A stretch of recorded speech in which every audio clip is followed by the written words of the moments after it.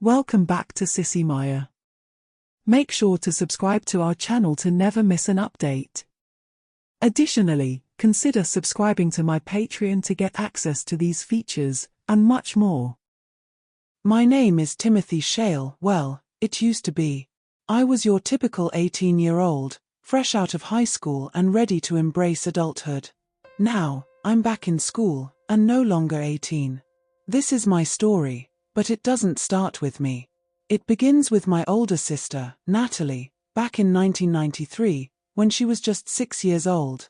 Natalie seemed pretty ordinary at first, but things changed when she turned 4.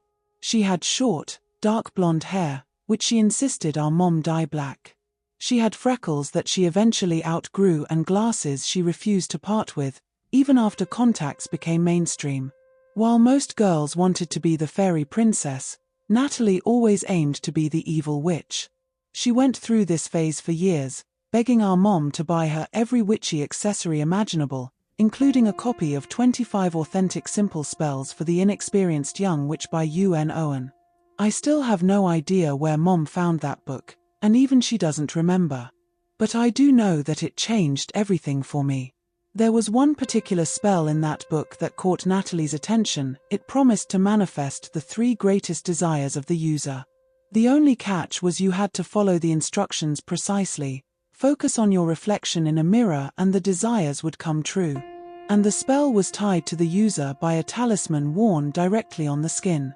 Natalie took it to heart and spent over a year gathering the ingredients. I'm not sure how she managed to get her hands on things like dried animal parts from rare species, but somehow, she did. Eventually, she crafted a strange necklace, little bones and sinew bound together in a concoction she brewed during a full moon, at some astronomical alignment. If she had used the talisman right away as intended, nothing would have gone wrong. It wouldn't be much of a story, at least not this one, and my life would have been pretty normal. But she didn't. There was a waiting period, about 2 weeks, to let the energies settle.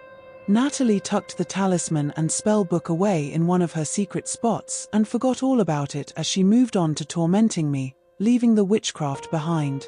The finding. Fast forward 18 years to August 2011. I was 18, freshly graduated, and basking in the freedom of my last summer before entering the real world. I was your average teenager, 6 feet tall, with auburn hair, just like my dad's, blue eyes, and enough energy to burn through the days with no real direction. My older sister, Natalie, was finally moving out after 23 years, and I was about to claim her old, spacious room. I wasn't too thrilled, honestly. Girls can stay with their parents into their 20s, and it's seen as endearing. A guy over 20 doing the same?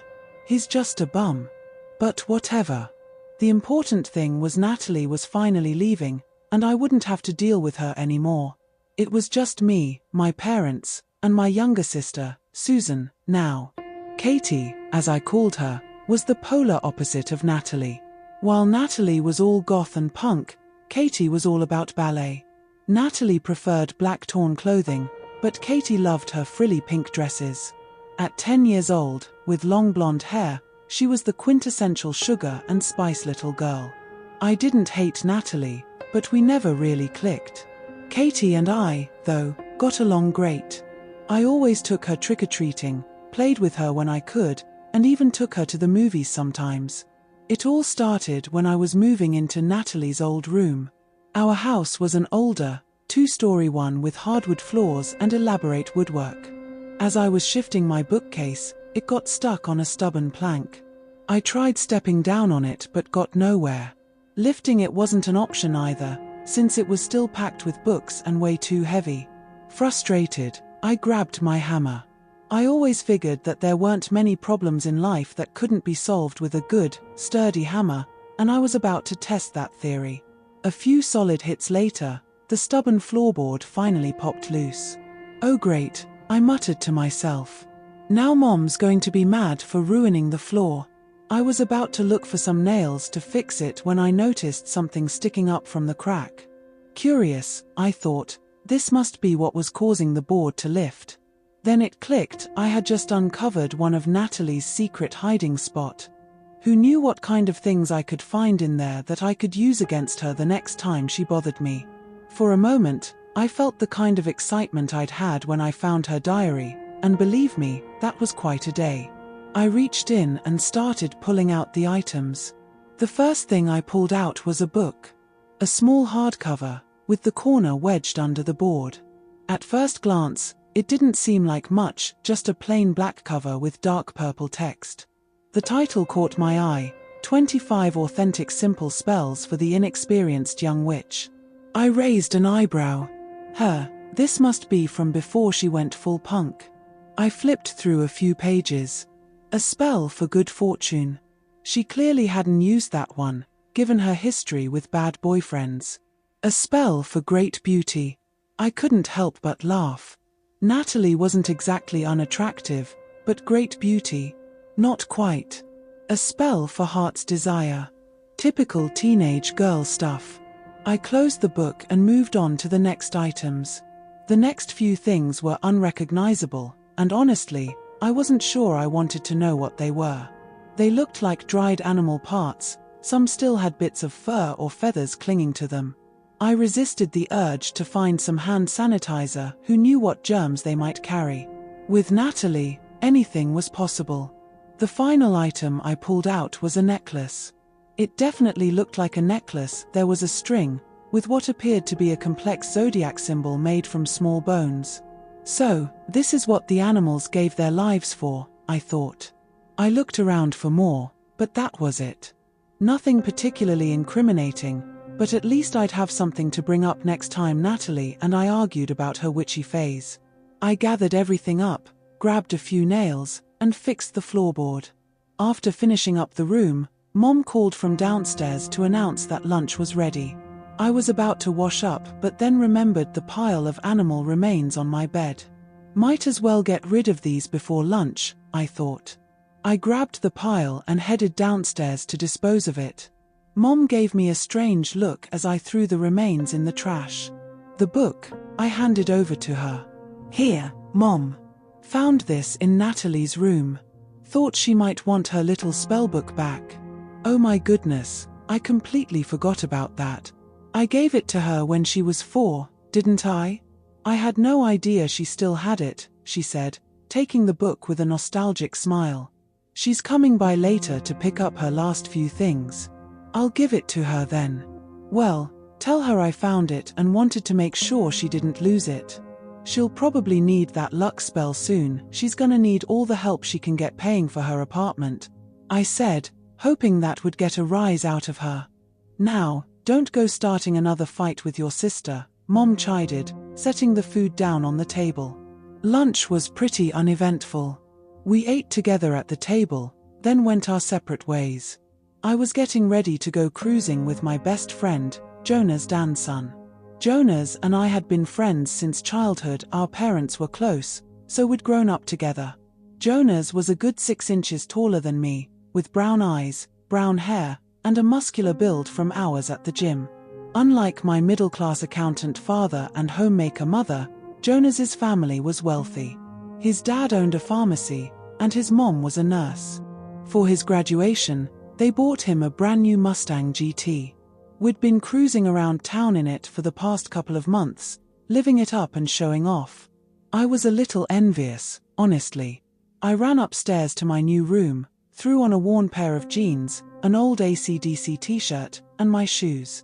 Just as I was about to head out, I noticed that odd necklace on my bed. I thought to myself. Must have missed that when I grabbed the rest of the pile. I picked up the necklace and considered tossing it in the trash for a moment. But then, I thought better of it. Natalie would probably be more annoyed if she saw me wearing it. Now, I didn't hate Natalie, but over the years, she'd done her fair share to make my life miserable. So, I wasn't about to let an opportunity for a little payback slip away, even if it was something small. Oblivious to the consequences, I slipped the ugly necklace over my head and tucked it under my shirt. If Jonas and I ended up meeting any girls, I didn't want to risk ruining my chances by wearing something strange. As soon as it touched my chest, a cold shiver ran down my spine. Whoa, I thought. Maybe this thing really works. I headed out the door, briefly wondering which spell Natalie had used. Then I heard Jonas's engine rev and the honk of his car horn signaling his arrival. The change. Just outside my door, I nearly bumped into my little sister, Katie, who was coming out of her room. She was wearing her favorite tutu over jeans and a white t-shirt, with dolls scattered all over her bedroom floor. Ready to play? Her innocent, expectant gaze looked up at me. I suddenly remembered that I had promised to spend time with her today. It was almost painful to turn her down. I thought about trying to explain, but what would a 10-year-old understand about the last days of teenage freedom before adulthood? Sorry, Katie, but I'm hanging out with Jonas today, I said. Her little pout almost made me change my mind, and maybe it would have stopped what was about to happen if I had. But you promised, she whined. I'm sorry. I'll make it up to you, I tried to reason. How about I take you to the movies later this week? It's not the same, she sniffled. I already have everything ready. I'm really sorry, Katie, I said again. I'll make it up to you. I promise. I started walking downstairs toward the front door. You never spend time with me anymore. Ever since you graduated, she said, her voice full of hurt as she stared at my retreating back. I wish you were still my age, so you'd be in school and would play with me more. With that, she ran back to her room, slamming the door behind her. At that moment, I felt it again, a cold shiver, this time accompanied by a strange tingling sensation. I didn't have time to think about it. I hurried down the stairs, just as my mom came around the corner, clearly concerned by the noise. Why is Susan yelling and slamming doors? She asked, her eyes narrowing. I just wanted to get outside, but moms have this uncanny ability to demand your attention when they want it. I knew I had to answer, or it would mean more trouble later. I promised Katie I'd play with her yesterday, but I forgot, and now I'm hanging out with Jonas. I could already see the fire in her eyes. You're not doing that. You call Jonas, tell him you made plans, and get up there with your sister like you promised. She's already mad at me. It's not like I ditched her on purpose. You know me better than that. And I did promise to make it up by taking her to the movies later, I explained, but I could tell she wasn't convinced. Mom, this is my last few months of freedom before I get a job. I know Katie won't understand, but surely you get what I mean. That seemed to soften her stance. Tim, I understand, I really do. But one of the most important things in life is your word. Once you make a promise, you keep it. How can people trust you if they can't rely on what you say? Okay, first of all, this isn't a business deal worth millions, I said quickly before she could interrupt. And second, I didn't lie to her on purpose. It was an honest mistake. I'll make it up to her, I swear. But I just want to enjoy this last bit of freedom before everything changes. Boom. I had her. But then she switched tactics and hit me with a surprise attack. You're going out dressed like that. You look like you just crawled out of a homeless shelter. Sigh, here it comes, I thought. This had been an ongoing issue. She wanted me to dress neatly and maintain a clean image, while I was more interested in wearing what I liked, mainly old, comfortable clothes. Yes, Mom, I said flatly, I'm going out dressed like this. Here it comes, I thought. How many times have I told you, you're not a kid anymore? If you want to get anywhere in this world, you have to, and I mouthed the words along with her, present a neat and clean image. She gave me a light tap on the back of the head. And don't mock me. Sorry, Mom, I replied. Now she had my full attention. I'll tell you, sometimes I wish you were more like your little sister. She is always neat and loves wearing nice clothes. That familiar shiver ran down my spine again. This time, I felt a slight itch as well. Another honk sounded outside, and I could hear the radio blasting with bass. Jonas was getting impatient. I'll make a deal with you, Mom. Let me enjoy these last few weeks before I get a job, and the moment I do, I'll toss out my old jeans and t-shirts. I found myself bargaining. And the dirty shoes too, she added, not giving an inch. Yeah, and the dirty shoes, I muttered. Fine. You can go. But I expect you to spend time with your sister tomorrow and take her to the movies later on. MOM. Now she was just pushing it. No excuses. You'll do as you're told, young man. When you have your own house, you can make the rules, but as long as you're under my roof, you follow mine. Fine, I grumbled, heading for the door before she could change her mind or add more demands. Finally outside, I ran to the Mustang and hopped in. Let's roll, I tried to say. The music was so loud I couldn't even hear myself. Jonas wasted no time and gunned the engine, the Mustang roaring as we sped off. On the way into town, I kept feeling an itch in my, well, let's just say it wasn't comfortable. Jonas must have noticed as he turned down the volume and asked, "Dude, what's up? Got crabs or something? Did you get lucky without me?" We had a long-running bet about who would get lucky first. "It doesn't count if you had to pay for it, though," he teased. "Real funny," I shot back. "Don't worry, I don't have crabs.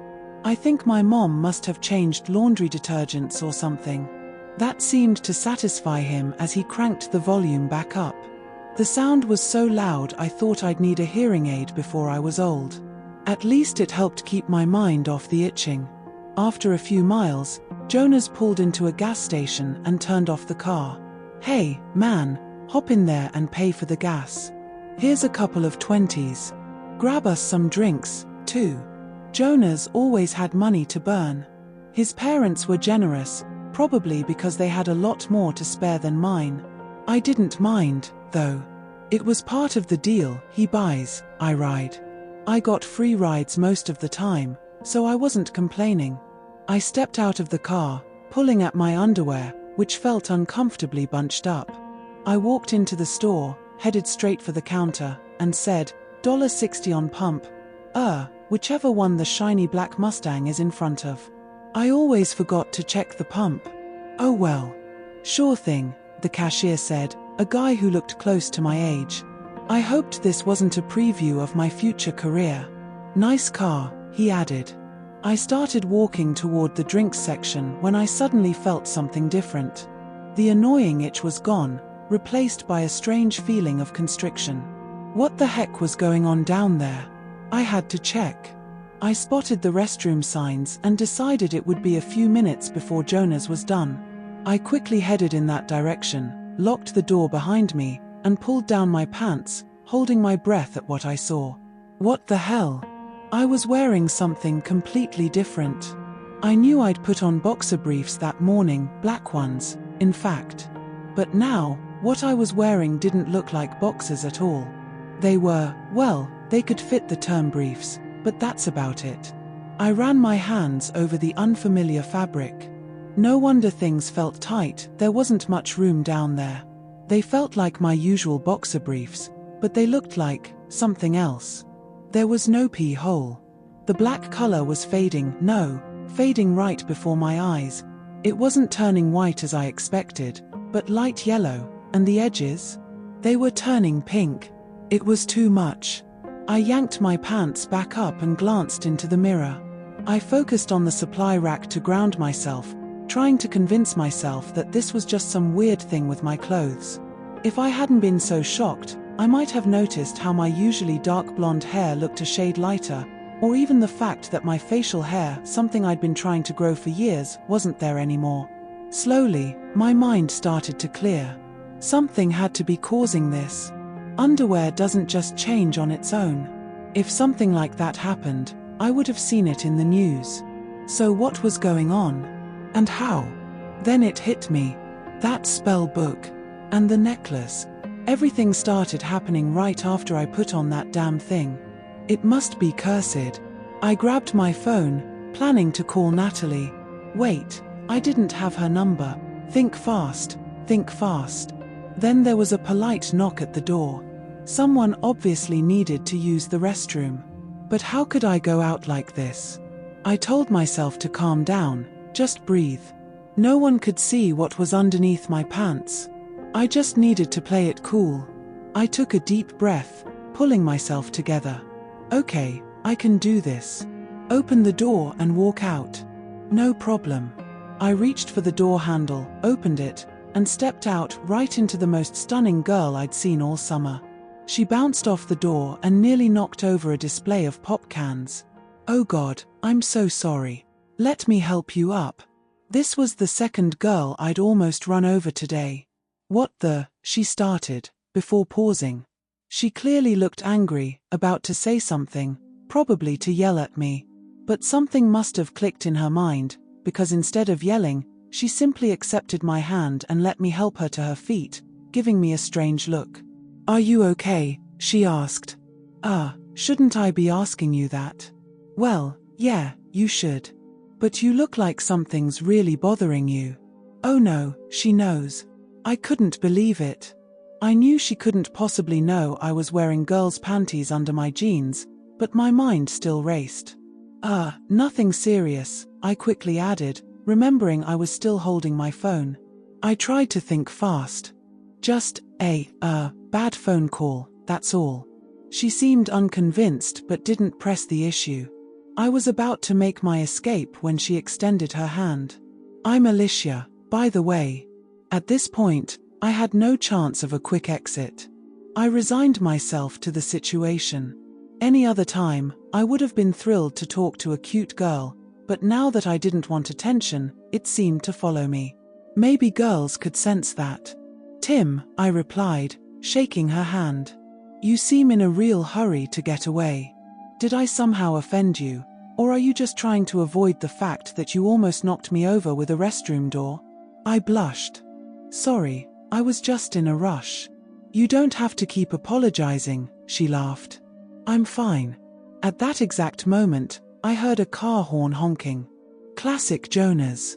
He always knew when to throw me off, especially if he saw me talking to an attractive girl. He wouldn't do it directly, but subtle things like honking when he saw me talking to someone in a store window. Classic move. "Is that your ride?" Alicia asked. I nodded. "Nice car." "Oh, it gets us around." "It belongs to my friend," I said, trying to downplay it. And of course, cue the stereo bass blaring from outside. Perfect timing, Jonas.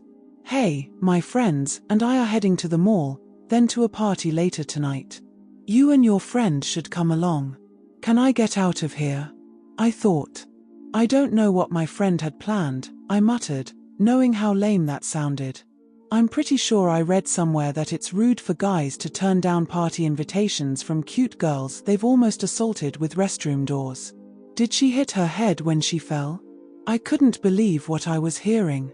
"Let me get this straight," I said. "I just met you, almost knocked you over with a door, and now you want to invite me and my friend, who you haven't even met, to a party?" "Pretty much, yeah," she said, grinning. "Why?" I had to ask. 1. You're cute. 2. You're interesting. And 3. Your friend has a great car. Does that sum it up? "Yep," I croaked. "All clear." "Good," she said. "I'll see you and your friend at the mall then, yeah?" What could I say? This girl had me hooked, and she knew it. "Sure," was all I could manage. She laughed again. She must have found my awkwardness charming. If she knew the real reason I was so hesitant, she'd probably call me a freak and walk away. I could still feel those mysterious panties under my jeans, a constant reminder of how much I needed to get out of there. "Meet me at the food court in the mall at 5. And bring your friend. I can introduce him to one of mine." With that, she smiled, winked, and walked into the restroom, leaving me standing there like an idiot. Then I heard the bass blasting outside again, and I snapped back to reality. I rushed to the counter, grabbed the change from the gas payment, and hurried outside. As I jumped into the Mustang, Jonas turned the key, and the engine roared to life. There was something strangely calming about the sound. "So?" Jonas glanced over at me as he pulled out of the parking lot. "So what?" "What do you mean, so what? Did you get her number?" Classic Jonas, always focused on the same thing. At least the girl had distracted him enough to forget about the drinks I didn't buy. "No, I didn't get her number," I said, handing him the leftover cash from the gas station. "Dude, you were talking to a total hottie. And you didn't ask for her number? He sounded genuinely baffled. Another quick sideways glance. Are you gay? What? No. I didn't get the chance to ask, okay? That wasn't enough to satisfy him. Okay, fine, I didn't get her number, but I did get invited to her party tonight. I hated admitting it, but I knew this was exactly what he was hoping to hear.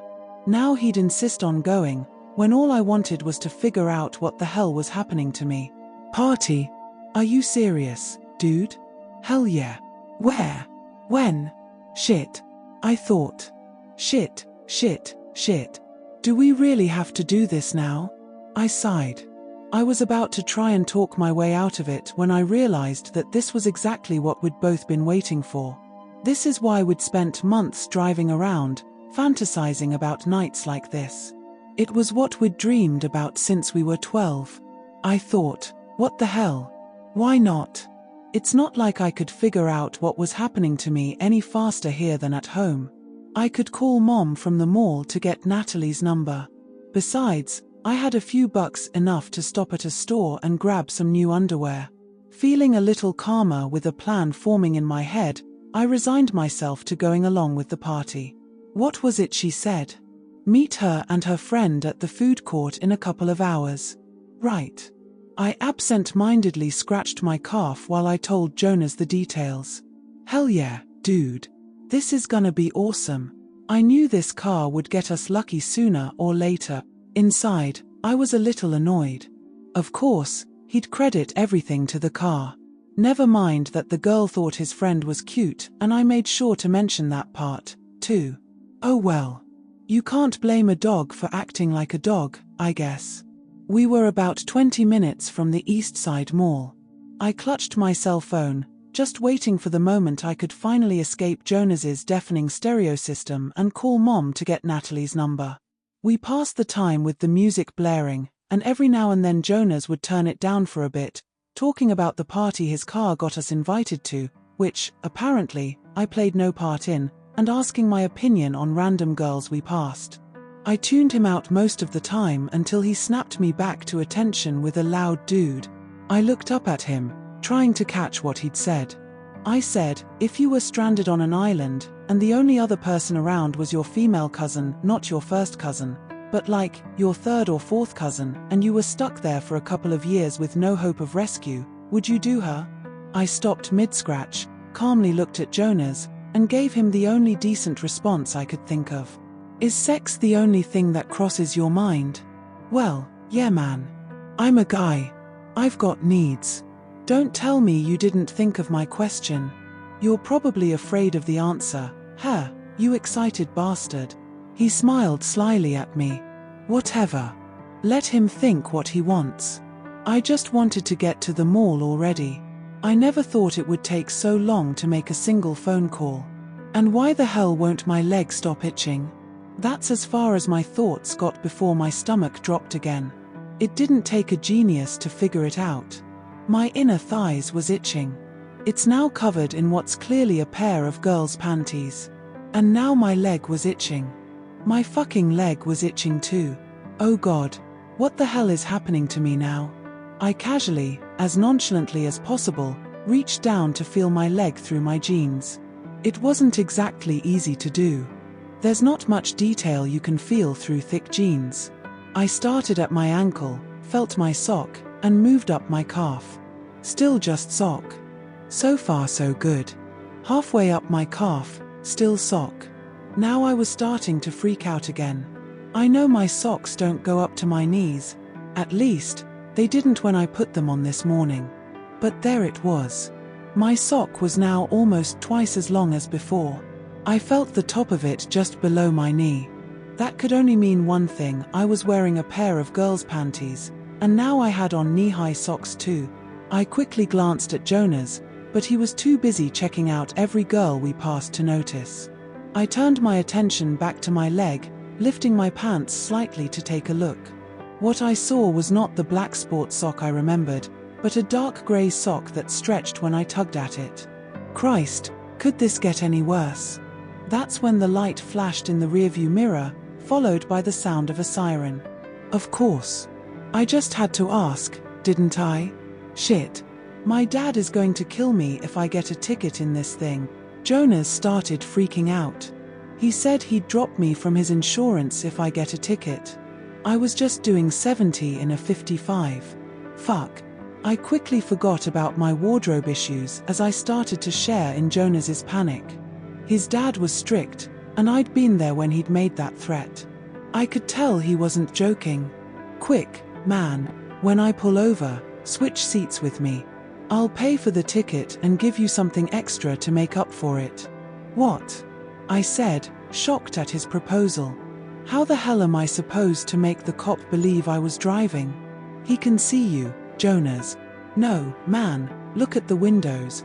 They're super tinted. If we switch fast enough, he won't know the difference.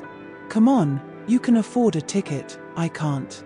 I'll make it up to you, I swear. Shit. I thought. Seriously? Do I really need to deal with this too? I just couldn't catch a break. Fine, man. You want to try it, then fine. But you owe me big time for this one. You hear me? Yeah, man, Jonas said, relief in his voice. It was lucky we took our driving tests around the same time, so I had my license too. Just take the wheel and slide over as I pull over. I'll pop it out of gear, hop over, and you can set the brakes. Got it. Here we go. We managed to pull it off without any issues. I stopped the car, set the brake, and turned off the engine. I put both my hands on the steering wheel, just like my uncle, who was a cop, had taught me. He told me exactly what to do to ease the tension when getting pulled over. I hoped it worked. The officer looked around the car, saw my hands on the wheel, and visibly relaxed. Do you know why I pulled you over? Yes, sir. Because I was speeding, sir. Keep it polite, Uncle Ron had said. Keep it simple. Do you know how fast you were going, son? Yes, sir. About 70, sir. No bluffing, Uncle Ron had said. Be honest. You were doing 73 in a 55. License and registration, please. Yes, sir. One moment, sir. Don't give the officer a reason to judge you. Here you go, sir. And the passenger's license too? I looked over at Jonas, who reluctantly handed his over as well. Son, care to tell me who was really driving the vehicle? What do you mean, sir? I asked, trying not to lie like Uncle Ron had warned me. I saw you and your friend moving around as the car came to a stop. I'm giving you a chance to tell me the truth. Why me, Lord? What did I do to deserve a day like this? Officer, my friend was just looking for the registration, sir. The car, sir, his father just bought it for him. We're still a little unfamiliar with it, sir. Don't lie. You expect me to believe that, son? The officer was clearly fishing for a reason. It's the truth, sir. And if all else fails, mention my name, Uncle Ron had said. My uncle taught me to respect the law, sir. Your uncle sounds like a smart man, son. Maybe you should have listened to him. The officer flipped open his ticket book. I did, sir. His name is Lieutenant Campbell, sir. The officer hesitated, his pen hovering over the notebook. Lieutenant Arnold J. Campbell, he asked. The one and the same, sir. The notebook snapped shut. The officer sighed, leaned in the window, and studied both Jonas and me up and down. I resisted the urge to scratch my leg, which was itching again. Finally, the officer spoke. I'll tell you what, son. If you can tell me what color Lieutenant Campbell's eyes are, I'll believe you're really his nephew.